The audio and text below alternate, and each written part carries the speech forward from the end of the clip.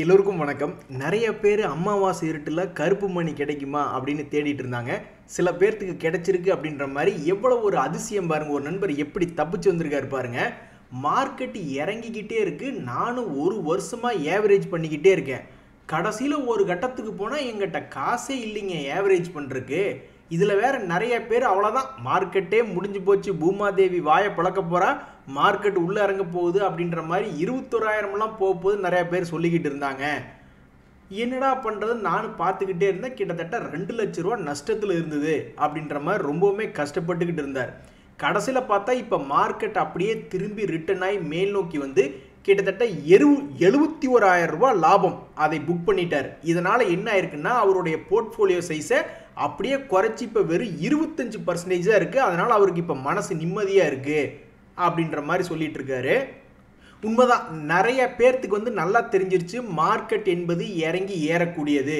அப்போ தப்பு பண்ணி மாட்டிக்கிட்ட பங்குகள்லாம் மேல் நோக்கி ஒரு மாதிரி ரிலாக்ஸ் பண்ணி விட்டான்னா ஏதாவது ஒரு நிரந்தரமாக ஏதாவது கிடைக்குமா அப்படின்ற மாதிரி பார்த்துக்கிட்டு இருக்காங்க. அதாவது போர்ட்ஃபோலியோவை டைவர்சிஃபை பண்ணிக்கலாம். இவ்வளோ பெரிய போர்ட்ஃபோலியோ இருக்குது, தப்பாக போய் மாட்டிக்கிட்டு ஏதோ ஒரு வகையில் தப்பிச்சு வந்ததுன்னா அப்போ காலியாக கூடிய இடங்கள் ஏதாவது நிரந்தரமாக பயமில்லாத இடமா இருக்குமா?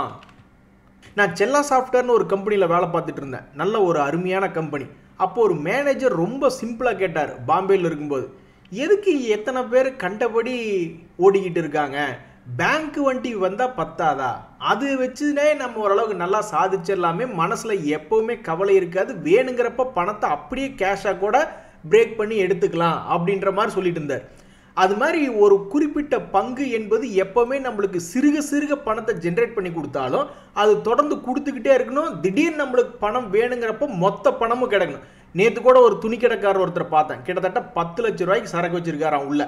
எப்போவுமே அந்த 10 லட்ச ரூபாய்க்கு உள்ள அது இருந்துக்கிட்டே இருக்கணுமா. அப்போ தான் அது கொஞ்சம் கொஞ்சமாக வியாபாரமாக மறுபடியும் அந்த 10 லட்ச ரூபா பஃபர் அப்படின்றத அவர் ஆட் பண்ணிக்கிட்டே இருக்கணும். ஆனால் இதுவே ஒரு எஃப்டியாக இருந்துன்னு வச்சிங்களேன், அவன் கொடுக்கக்கூடிய வட்டி விகிதம் என்னமோ ரொம்ப கம்மியாக தான் இருக்கும். பட் இருந்தாலும் எப்போ நினச்சாலும் அதெல்லாம் லிக்விடேட் பண்ணிட்டு போயிடலாம் அப்படின்ற மாதிரி இப்போ நம்ம இருக்கிறதுலே சீனியர் சிட்டிசன்கள் நிறைய பேர் ஸ்டாக் மார்க்கெட்டில் லாக் ஆயிருந்தாங்கன்னு வச்சிங்களேன். எப்பா இதுக்கு மேலே என்னால் இந்த ஸ்டாக் மார்க்கெட்டினுடைய ப்ரெஷரை தாங்க முடியாது, ஒரு வழியாக இந்த இடத்துல வந்து நிற்கிறான் அப்படின்ற மாதிரி நிறைய பேர் யோசிச்சுக்கிட்டு இருப்பாங்க. அப்போ பேங்க்குகளில் யார் இப்போ அதிகமாக வட்டி கொடுக்குறாங்க அப்படின்ற ஒரு தகவல் வந்துட்டு இருக்குது. பார்த்தீங்கன்னாக்கா இந்த சூரியோதயா ஸ்மால் ஃபினான்ஸ் பேங்க் அப்படின்றது 5 வருஷத்துக்கு மேலே போடக்கூடிய பணங்களில் ஆல்மோஸ்ட் சீனியர் சிட்டிசனுக்கு 9.10% அப்படின்ற மாதிரி வட்டி கொடுக்கறதாக தகவல் வந்துட்டு. இதுலேயுமே ஒரு டேஞ்சர் என்ன அப்படின்னு பார்த்தோம்னா, நம்மளுடைய கவர்மெண்ட் ஆர்பிஐ வந்து என்ன சொல்லுதுன்னா 5 லட்ச ரூபா வரைக்கும் டெபாசிட் பண்ணும் பொழுது அதுக்கு என்ன அந்த பேங்க்கே மூடிட்டு போனாலும் இதுக்கு நாங்கள் கேரண்டி கொடுக்குறோம் அப்படின்ற மாதிரி சொல்கிறாங்க. 5 லட்சம் வரைக்கும். ஊருக்குள்ளே போய் கேட்டு பாருங்க தம்பி, வயசு வித்தியாசம் இல்லாமல் அடி வாங்கியிருக்கேன் அப்படின்ற மாதிரி இப்போ ஸ்டாக் மார்க்கெட்டில் எல்லா வயதினருமே அடி வாங்கியிருக்காங்க. அப்போ சமீபத்தில் வந்து ஏஜ்டு பர்சன்ஸ் எனக்கு பென்ஷன் மாதிரி வரணும் அப்படின்ற மாதிரி நிறைய பேர் யோசிச்சுட்டு பென்ஷனில் பெருசாக பணம் வரல அப்படின்றதுனாலையும் சில பேர் ஸ்டாக் மார்க்கெட்டுக்குள்ளே வந்திருப்பாங்க. அப்போ இப்போ சமீபத்தில் கூட ஒரு எக்ஸாம்பிளுக்கு ஜீவன் சாந்தி அப்படின்ற மாதிரிலாம் நல்ல அருமையான பெயர் சாந்தி அப்படின்றது. ஸோ இந்த மாதிரியெல்லாம் என்ன பிளானில் சொல்கிறாங்க அப்படின்னாக்கா நான் போட்டு சர்ச் பண்ணி பார்த்துட்டு இருந்தேன். ஒரு உதாரணத்துக்கு 55 வயசு ஆயிடுச்சு, அவங்க ஒரு 5 வருஷம் அப்படின்றது 11 லட்ச ரூபா அப்படின்றது இந்த ஜீவன் சாந்தி எல்ஐசியினுடைய கவர்மெண்ட்டுடைய ஸ்கீம். அதுலாம் இறக்கும் வரை ஒரு வருடமானால் 1 லட்ச ரூபா வரும்பொழுது என்ன பண்ணணும் அப்படின்ற மாதிரிலாம் சிலதை எக்ஸ்பிளைன் பண்ணியிருக்காங்க. ஸோ கரணம் தப்பினால் மரணம் அப்படின்ற நிலையில் இருந்த ஒரு மார்க்கெட் அதிலிருந்து வெளியே வரும் பொழுது வேற எங்கே எல்லாம் நிலையாக கொடுத்துக்கிட்டு இருக்காங்க அப்படின்ற மாதிரி சமயங்களில் தேடி பிடிக்கப்பட்ட சில தகவல்கள் தான் இதெல்லாம். ஆனால் பாவமே நம்ம மார்க்கெட்டுக்கு நேரங்கீது சரியில்லையோ அப்படின்ற மாதிரி ஒரு நண்பர் ஃபீல் பண்ணுறாரு.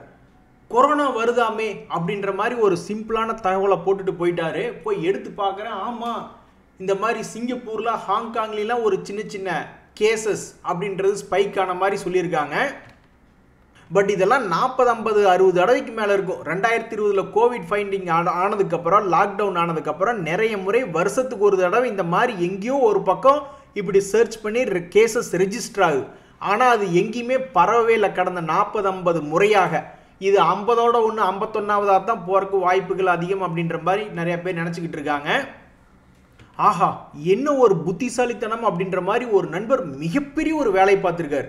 ₹1050 ரேஞ்சில் இந்த டாடா மோட்டரில் போய் நான் சிக்கிட்டேங்க. ₹1080ங்கிறது அண்ணாந்து பார்க்கும்போது எங்கேயும் சந்திரமண்டலத்துக்கு பக்கத்தில் இருக்குது இந்த டாடா மோட்டர் அப்படின்ற பங்குது. ஸோ அந்த ரேஞ்சில் போய் நான் மாட்டிக்கிட்டேன்.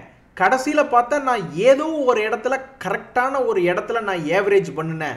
கடைசியில் பார்த்தா இப்போ நான் தப்பிச்சிட்டேங்க அப்படின்னு சொல்கிறாரு. அது நான் எப்படி பண்ணினேன்னு எனக்கே தெரில, ஆனால் கரெக்டான டைமில் நான் ஏவரேஜ் பண்ணியிருக்கேன் அப்படின்னு த பவர் ஆஃப் ஏவரேஜிங், ஏவரேஜ் பண்ணுறதுனுடைய சக்தி என்ன அப்படின்றது இவர் காமிச்சிருக்கார். ஸோ மிகப்பெரிய ஒரு வீழ்ச்சி டாடா மோட்டர் அப்படின்ற பங்கு. இது போன்ற பங்குகள்லாம் எப்படியும் கம்பெனி நடத்திக்கிட்டு தான் இருப்பான், எப்படி திவாலாகாது மேலே வருமோ அப்படின்ற ஒரு எண்ணத்தில் ஏதோ ஒரு டைமில் கரெக்டான இடத்துல ஏவரேஜ் பண்ணதுக்கப்புறம் இப்போ அவர் ஒரு மாதிரி தப்பிச்சு வந்திருக்காரு. இது எப்படி இந்த அதிசயம் நடந்ததுன்னே தெரியல. நான் காலடி எடுத்து வச்ச உடனே அந்த பாலைவனம் சோலைவனமாக மாறி நிறைய பேர் டான்ஸ் ஆடிக்கிட்டு இருந்தாங்க அப்படின்ற மாதிரி சொல்கிறாப்புல. இது மாதிரி நிறைய பேர்த்துக்கு நடந்திருக்கு நண்பர்களே. சமீபத்தில் கூட ஒரு நண்பர் என்ன சொல்லியிருந்தாருன்னா, அது மிகவும் இறங்கி இருந்தது அவருடைய போர்ட்ஃபோலியோ. அவர் எதுவுமே பண்ணல, கையை கட்டிக்கு வந்து ஜாலியாக காப்பி குடிச்சிட்டு டீயை குடிச்சிட்டு அப்படியே பார்த்துக்கிட்டே இருந்தார். கடைசியில் பார்த்தா அப்படியே மார்க்கெட் ஏறி வரும்பொழுது தானாகவே மைனஸில் இருந்த போர்ட்ஃபோலியோ பாசிட்டிவ் வந்ததாக சொல்லியிருந்தார். இவர் வந்து எக்ஸ்ட்ரா ஒர்க் பண்ணி கீழே இறங்கினதை கரெக்டாக ஏதோ ஒரு இடத்துல உள்ளே போயிட்டு அவர் வந்து இவர் சக்ஸஸ் பண்ணியிருக்காப்புல டாடா மோட்டரில். பார்த்தீங்களா, செல்லத்துக்கு ஒன்றுமே தெரியல அப்படின்ற மாதிரி நிறைய டேட்டா நம்மளை ஏமாத்திரும் நண்பர்களே. ஒவ்வொரு டேட்டாவும் நம்ம பார்த்து தான் பண்ணணும். ஒரு நண்பர் என்ன சொல்கிறாரு, நிறைய பேர் வாங்குற மாதிரி இருந்தால் ப்ரைஸ் மேலே தானே போகணும், அல்லது நிறைய பேர் விற்கிற மாதிரி இருந்தால் என்ன ஆகணும்? ஸோ ஒரு பங்கு நிறைய பேர் வாங்க வந்தாங்கன்னா அப்போ அந்த பங்கு மேலே போகிறக்கு பொதுவாக ஏன் கீழே போகுது? அதே மாதிரி நிறைய பேர் விற்க வந்தாங்கன்னா அந்த பங்கு கீழே போகிறக்கு பொதுவாக ஏன் மேலே போகுது அப்படின்ற மாதிரி கேட்குறாங்க. உங்களை ஏமாத்துறதுக்காகவே இந்த ஆர்டர் புக்கில் இருக்கக்கூடிய டேட்டா என்பது இருக்கலாம்.